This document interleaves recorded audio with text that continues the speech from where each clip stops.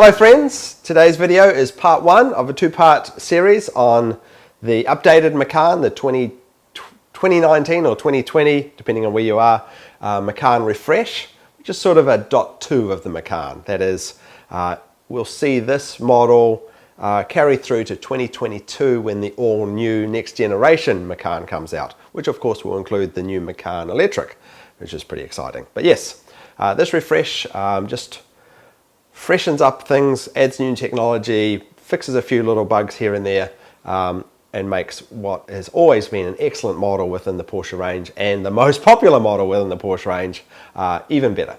So there isn't actually a lot of information out there about this release or this update or this refresh. Porsche really never put out a package about it. They didn't really educate their dealers about the changes. And even Wikipedia has just one badly written paragraph with mistakes in it. So yeah, I'm going to try and fix that, go over the major changes with this refresh Macan. And the second video, which I'll release next week, will be an options video. I will go through the entire 160 options that are available if you're ordering a new Macan. Buying a new Porsche is always tricky because the options are so expensive and they can add up so quickly. So I wanted to do a video on the Macan options for those of you thinking of buying one, so that you don't buy options that you perhaps don't really need. We'll go through every single option. I'll try and demonstrate it to you, and I'll give you my opinion for what that's worth. Yes, so that's next week's video. And speaking of buying a new Macan, or at least here in the US, just an option for those of you that are struggling to get a good deal or are not sure about the options or just need some help with buying your Macan, you are most welcome to email me and I can put you in touch with my local dealership. What I've done with them is I sat them down because so many people sort of come through me to buy their Porsches. I sat them down and said, I need to have a pre-negotiated discount for my viewers if I'm giving you this sort of business. So I now understand how much discount the dealership can give based on model and options. So if you email me, I can give you an idea of what discount you can get. And if you're having trouble getting that discount from your local dealership, I can put that sale through my local dealership and get you that discount, and they'll just ship it to you anywhere in the country. Something I've done for quite a few of my viewers now. It's good that I can help you guys, and it's, you know, I don't mind giving business to my local dealership because they always give me cars to drive for my videos and so forth. So everybody wins. Happy to help. Anyway, on to the refreshed Macan, the 2019-2020 model. What are the changes? Well, of course, the biggest change you'll notice from the outside is the new rear lights. Porsche are very good at making a small, subtle change and completely transforming the look of the cars so that the current model suddenly looks old and the new model looks so much better. And that is true of the refresh Macan. Yeah, they've been doing this for 20 years so well. They're so much better at this than other manufacturers. They make a little subtle change and suddenly the new car is just so much better looking. And the new rear lights, I think, are a great example of that, where they've now got the whole range looking very consistent, particularly from the rear ends. I've always thought the Macan is a lovely shape, and this new rear light set really sets it off and really makes it consistent with the rest of the range, which are very beautiful. So that's the easiest way to tell that it's a refreshed one. Look at the rear end, but of course the front end also changed. The front end, just an update to the front end. You can see some of the lights have moved. The LED lights are standard now. The grills have moved ever so slightly. It looks a little bit like the old Macan with the Sport Pack on it. A nice refresh to the front as well. And there's a bunch of other small changes to the outside. There's new colors, of course, Mamba Green. I actually have a little bit of buyer's remorse about getting the Volcano Grey in my car. It's a lovely color, but whenever I park it, I notice every other SUV's a dark grey as well. I wish I'd got a more lively color.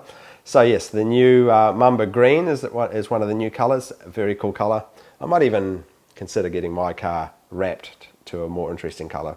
At least give that a try. But anyway, yeah, lots of nice colors. I'm very impressed that Porsche are offering bright colors on an SUV. But most people, of course, will get the greys and the blacks, the occasional whites and blues. But I'll talk more about the colors in the options video.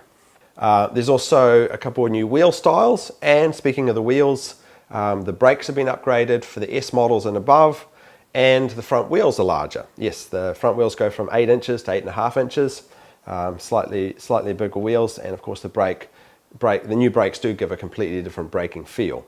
And underneath the car is where a lot of money has been spent updating the chassis.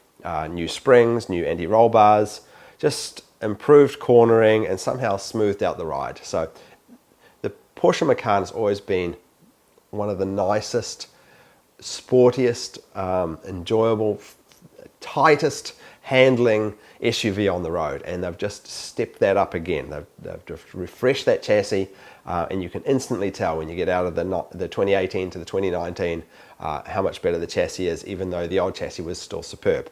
So for those of you getting the steel springs instead of the air suspension, you'll notice immediately that the chassis is just corners a little better, but somehow they've managed to smooth out the ride even more as well. So beautifully handling cars. It's one of the things I love the most about the Macan, is just how lovely they are to drive.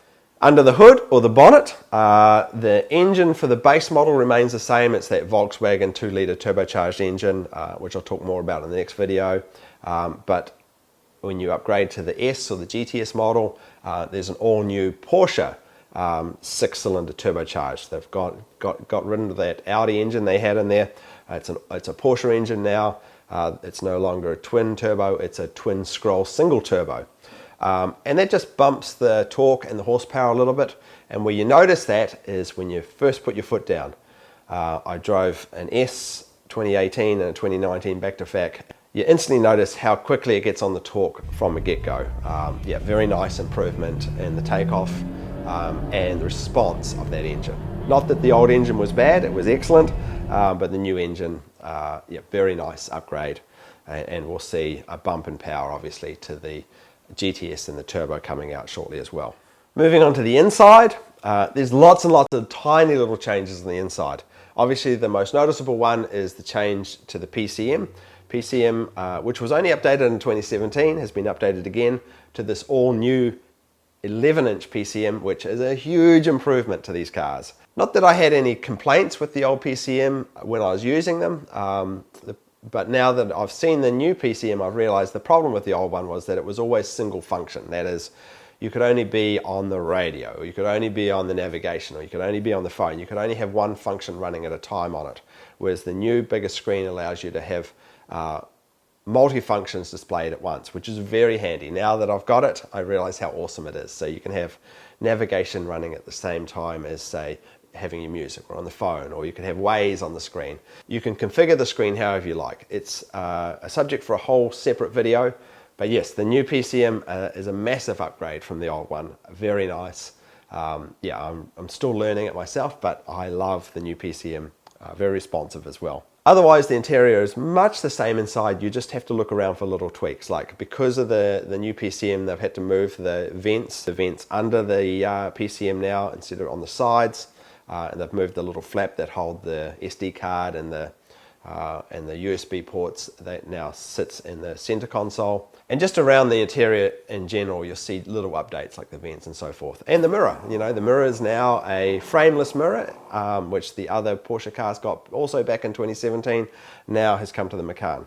So lots of little changes to the Macan, but generally it's still the same great car it was, just tweaked and improved.